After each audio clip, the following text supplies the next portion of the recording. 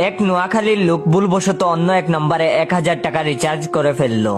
যখন সে নিজের ভুল বুঝতে পারলো তখন সে ওই নম্বরে অনেকবার ফোন করলো, কিন্তু ওই নম্বরে লোকটা ছিল বরিশালের, বেশ চতুর। মাগনা রিচার্জ পেয়ে সে তো মহা খুশি, তাই সে অন্য কারো বুকামি বুঝতে পেরে অচেনা নম্বরের ফোন আর ধরল না। নোয়াখাইল্লা ফোনের পর ফোন দিচ্ছে কিন্তু হেতে ধরে না। তখন নোয়াখাইল্লা বরিশাইল্লারে মেসেজ দিল, লস্কর ই তৈবায় বাংলাদেশ শাখায় আপনাকে স্বাগত। এখন থেকে আপনি আমাদের 420 নং সদস্য। আপনি আমাদের রিচার্জ স্বীকার করে আজ থেকে 90 তালেবানের সদস্য হয়ে গেছেন। আল্লাহ আপনার শহীদি মৃত্যু কবুল করুন।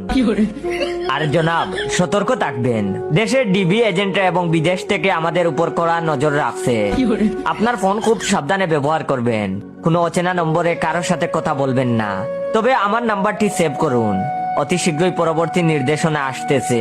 নারায়ে তাকবীর, আল্লাহু আকবার। গাবরে গিয়ে বরিশাল্লাটার সাথে সাথে নোয়াখাইল্লারে ফোন করে বলল, মুরে সদস্য বানাইতে আমনেরে কইছে কেডা? মুরে বেকুব পাইছো? মুই কি তোমার দ্বারে টেহা চাইছি? না মোর 14 গোষ্ঠীতে কেউ তোমাগর সদস্য আছে? তখন নোয়াখাইল্লা বলল, জনাব, ইসলামে জবরদস্তি বলে কিচ্ছু নাই। আপনি যেহেতু নারাজ, তাহলে আমাদের রিচার্জের টাকা ফিরিয়ে দেন, সদস্য পদ অটোমেটিক বাতিল হয়ে যাবে। কল শেষ হবার 5 মিনিটের মধ্যেই নোয়াখাইল্লার মোবাইলে রিচার্জ ফেরত আসলো।